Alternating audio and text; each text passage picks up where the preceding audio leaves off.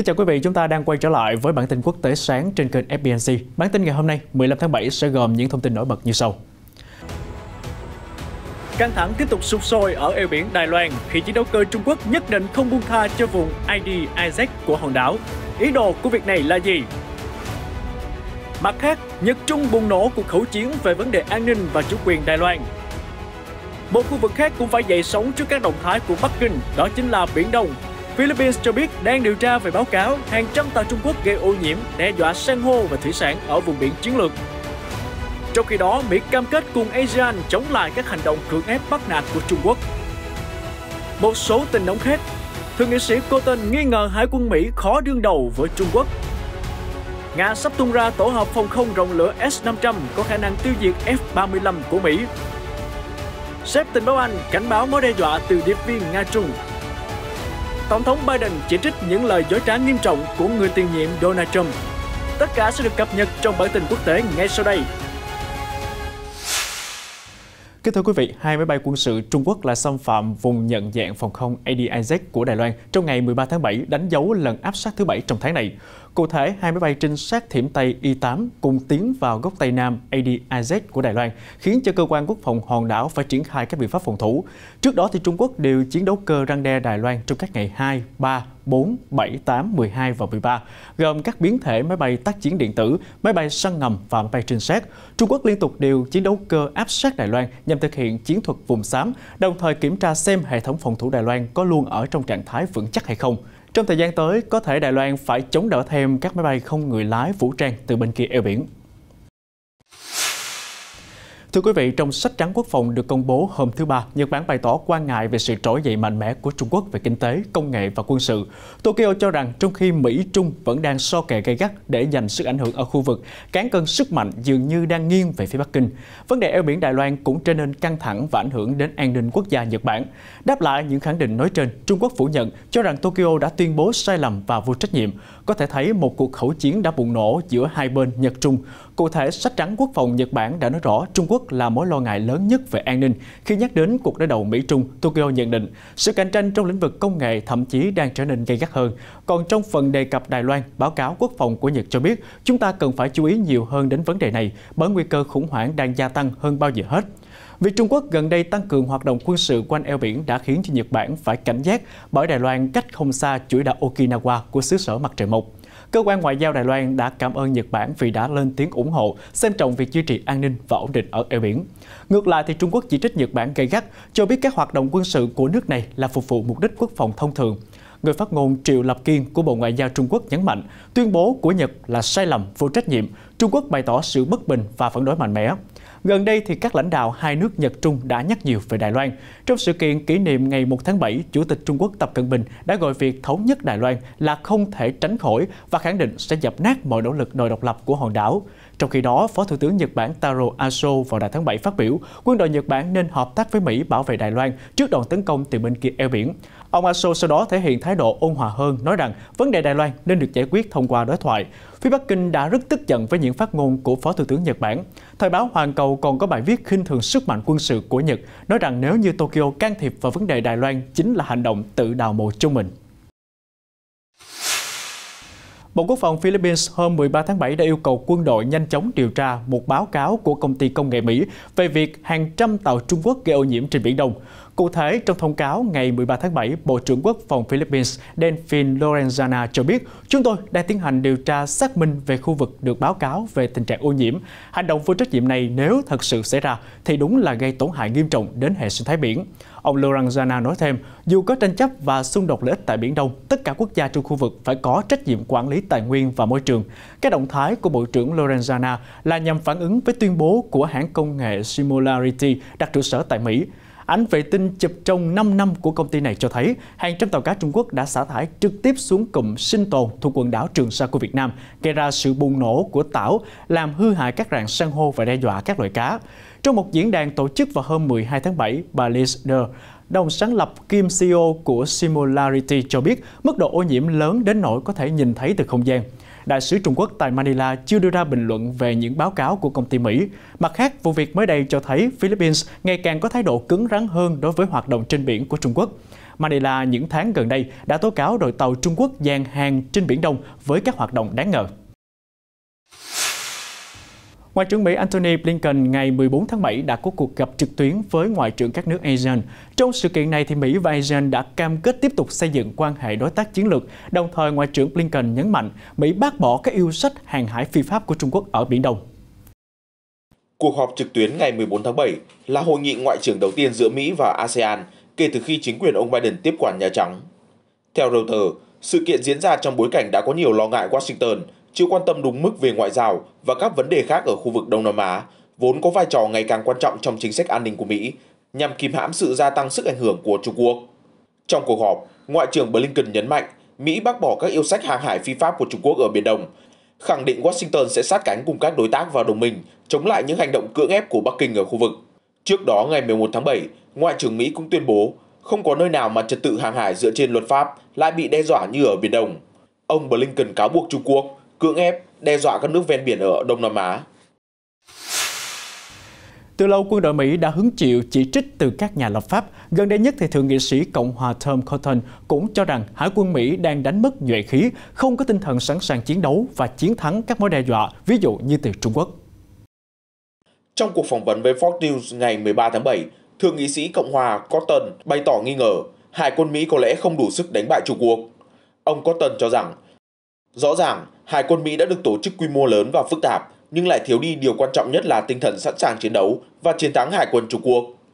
Thượng nghị sĩ Cotton cũng nhắc đến một báo cáo quân sự gần đây gửi đến Quốc hội cho biết 94% lính Hải quân tham gia khảo sát cảm thấy có vấn đề về văn hóa và các lãnh đạo của Hải quân Hoa Kỳ hiện nay. Ông Cotton nhấn mạnh đó là những ý kiến của chính những người lính Hải quân, cho thấy giả sử như xung đột bùng nổ vào đêm nay, Hải quân Mỹ đã đánh mất sự tự tin chiến đấu và chiến thắng đối thủ. Vị thượng nghị sĩ Đảng Cộng hòa cũng bày tỏ chương trình đóng tàu chiến khổng lồ của Trung Quốc có thể đe dọa vị trí thống trị các đại dương của Hoa Kỳ. Các tiêm kích F-35 Lightning II của hãng Lockheed Martin, loại máy bay chiến đấu đắt đỏ nhất trong lịch sử, vẫn chưa thể được quân đội Mỹ đưa vào thử nghiệm do những thiếu sót trong chương trình giả lập, theo Văn phòng Kiểm toán Chính phủ GAO của Mỹ mới đây cho biết.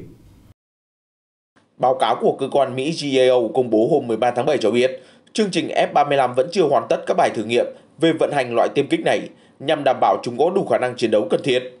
Nguyên nhân chủ yếu là do việc phát triển thiết bị mô phỏng buồng lái bị trì hoãn liên tục.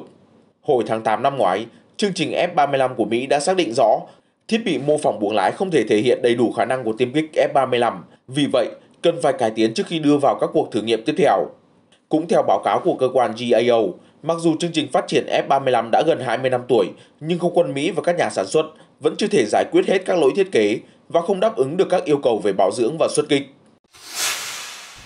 Trong khi Mỹ còn chật vật hoàn thiện F-35, thì Nga đã sắp trình làng hệ thống phòng không thế hệ mới S-500, được dự đoán sẽ trở thành sát thủ diệt tiêm kích F-35 của Mỹ.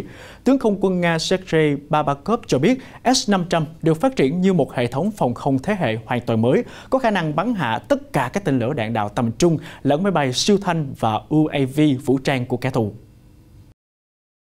Tư lệnh lực lượng phòng thủ tên lửa của không quân Nga, tướng Sergei Babakov cho biết, hệ thống phòng không thế hệ mới S-300 do công ty vũ khí Nga Alama Antey phát triển, tương tự như hệ thống S-300 và S-400 trước đó.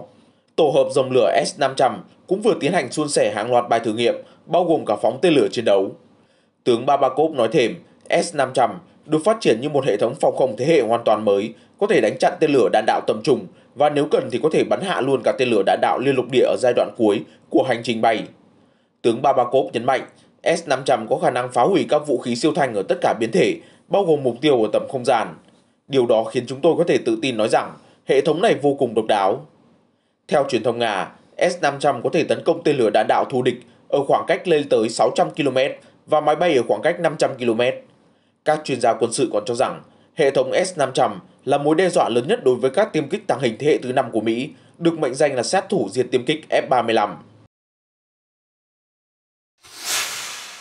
Thưa quý vị, liên quan đến các cuộc tấn công ransomware mới nhất, thì Cố vấn An ninh Quốc gia Hoa Kỳ Jake Sullivan cho biết vào cuối tuần này thì chính quyền ông Joe Biden sẽ công bố những động thái mới nhất nhằm chống lại các cuộc tấn công ransomware. Nhà Trắng cũng sẽ bổ sung các biện pháp tăng khả năng phục hồi trên không gian mạng. Trong một hội nghị do Ủy ban An ninh Quốc gia về trí tuệ nhân tạo tổ chức, ông Sullivan tuyên bố vào cuối tuần này Mỹ sẽ công bố các hành động mới đối phó với ransomware. Các bước mà chính quyền ông Joe Biden đang thực hiện để cải thiện khả năng phục hồi không gian mạng tại Hoa Kỳ sẽ được thông báo vào tuần kế tiếp. Thông tin trên được đưa ra trong bối cảnh tất cả các trang web liên quan đến nhóm tội phạm mạng RIVAL đều đang ngừng hoạt động. Tuần trước thì Nhà Trắng đã khẳng định sẽ có hành động chống lại RIVAL để đáp trả cuộc tấn công ransomware nhằm vào công ty phần mềm quản lý công nghệ thông tin Kaseya, gây ảnh hưởng đến một số công ty tại Mỹ. Băng nhóm này cũng bị cáo buộc là thủ phạm vụ đột nhập vào tập đoàn chế biến thịt khổng lồ GBS hồi tháng 5. Washington cho rằng Moscow đã nhúng tay vào vụ việc này, nhưng Điện Kremlin lại lên tiếng phủ nhận. Người đứng đầu cơ quan tình báo MI5 của nước Anh, ông Ken McCallum, vừa lên tiếng kêu gọi cảnh giác hơn với các điệp viên Nga và Trung Quốc. Sếp tình báo Anh cho rằng mối đe dọa về an ninh mạng đến từ Moscow và Bắc Kinh nguy hiểm không kém các cuộc tấn công của tổ chức cực đoan, bởi giới điệp viên nước ngoài có thể đánh cắp công nghệ, gieo rắc mối bất hòa và làm tê liệt cơ sở hạ tầng của Anh cùng các đồng minh phương Tây. Giám đốc cơ quan an ninh MI5 Ken McCallum cho biết giới tình báo Anh Quốc đã can thiệp hơn 10.000 vụ tấn công của điệp viên nước ngoài muốn thao túng vào đời sống của người dân xứ sở sương mù. Hậu quả của các vụ tấn công mạng từ thế lực nước ngoài nhẹ thì gây khó chịu, bất tiện, nặng hơn có thể ảnh hưởng đến cuộc sống của cá nhân, thậm chí là đe dọa đến tính mạng. Ông McCallum kêu gọi chúng ta cần phải dần dần xây dựng nhận thức của cộng đồng về các mối đe dọa an ninh đặt ra bởi các vụ tấn công mạng từ điệp viên nước ngoài, tương tự như cách chúng ta đã chống lại các tổ chức cực đoan suốt nhiều năm qua. Chúng ta không cần phải sợ hãi, nhưng phải chuyển trọng tâm. Cộng đồng tình báo Anh đánh giá điệp viên Nga Trung đang tìm cách đánh cắp các dữ liệu thương mại nhạy cảm, tài sản trí tuệ, cũng như muốn can thiệp vào chính trị và cài cắm thông tin sai lệch.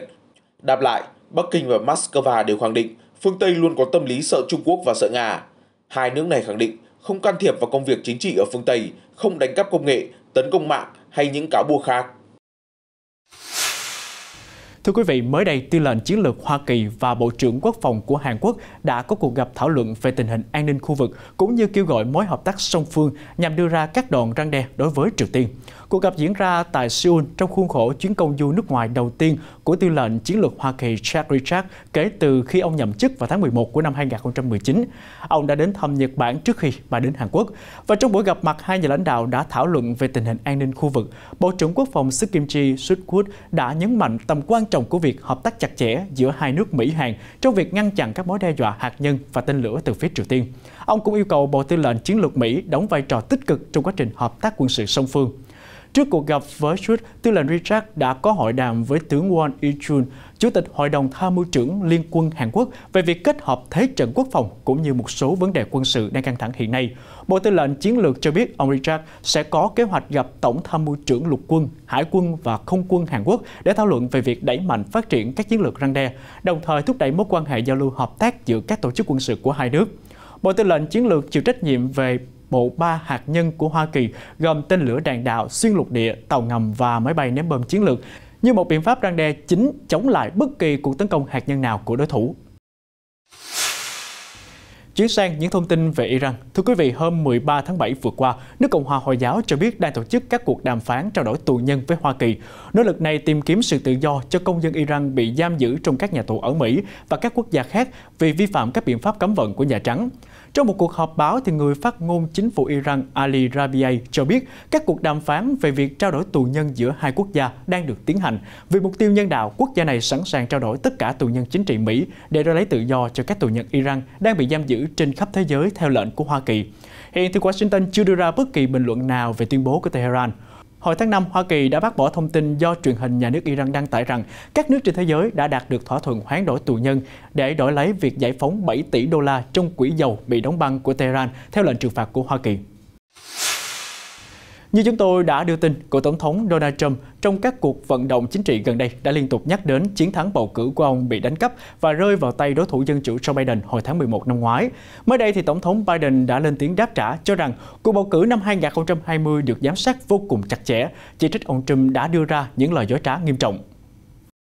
Phát biểu ở Philadelphia hôm 13 tháng 7, Tổng thống Biden đã bác bỏ những tuyên bố từ cựu Tổng thống Donald Trump và các đồng minh về cuộc bầu cử năm 2020 rằng đã xảy ra gian lận trên diện rộng. Ông Biden khẳng định dành cho những ai thách thức kết quả bầu cử và nghi ngờ về tính chính trực của cuộc bầu cử đó. Không có cuộc bầu cử nào trong lịch sử được giám sát chặt chẽ với tiêu chuẩn cao như vậy. Các cáo buộc gian lận chính là những lời dối trá to lớn, nói dối nghiêm trọng, điều đó không thể hiện uy quyền mà chỉ có sự ích kỷ. Đó không phải là dân chủ mà là sự chối bỏ quyền bầu cử của người dân. Đó là sự phủ nhận quá trình bầu cử tự do và công bằng, đi ngược với tinh thần của nước Mỹ theo cách tồi tệ nhất mà chúng ta có thể tưởng tượng. Ông Biden nhấn mạnh, ở Mỹ, nếu thua cuộc thì phải chấp nhận kết quả, bạn phải tuân thủ hiến pháp và không thể gọi sự thật là giả mạo được. Mặt khác, trong bài phát biểu, Tổng thống Biden cũng kêu gọi các nghị sĩ Cộng hòa ở Thượng viện thông qua đạo luật vì công dân Mỹ. Dự luật quy định một số điều khoản cụ thể về cách thức tham gia bầu cử đã được các thượng nghị sĩ Dân chủ thúc đẩy với mục đích bảo vệ tôn nghiêm của các cuộc bỏ phiếu. Pháp đang trong quá trình chuẩn bị cho cuộc bầu cử tổng thống vào năm sau. Tính đến hiện tại thì có khoảng 20 chính trị gia thuộc các đảng phái ở Pháp thể hiện ý định tranh cử tổng thống nhiệm kỳ tới. Phát ngôn viên chính phủ Pháp Gabriel Attal cho biết vòng đầu tiên của cuộc bầu cử tổng thống Pháp sẽ được tổ chức vào ngày 10 tháng 4 của năm 2022. Vòng thứ hai dự kiến sẽ bắt đầu sau đó 2 tuần vào ngày 24 tháng 4. Trước đó, năm 2017, Tổng thống đương nhiệm Emmanuel Macron đã được bầu vào nhiệm kỳ 5 năm. Ông Macron nhậm chức vào ngày 14 tháng 5 năm 2017. Sau đây, Minh Phương xin mời quý vị chúng ta cùng xem những hình ảnh đẹp của các nhân viên y tế ở Ấn Độ. Họ đã nghĩ ra ý tưởng đi thuyền để tiêm chủng cho người dân sống trong những cánh rừng ngập mặn hẻo lánh. Vùng ngập lũ của Sundarban là vùng đồng bằng trên vịnh Bengal, thuộc một phần của rừng ngập nước mặn lớn nhất thế giới. Người dân ở đây hầu như không có các điều kiện tiếp cận các cơ sở y tế và chăm sóc sức khỏe. Người dân Deepak Jina chia sẻ, sống ở khu vực làng quê hẻo lánh này họ rất khó có cơ hội được tiêm chủng.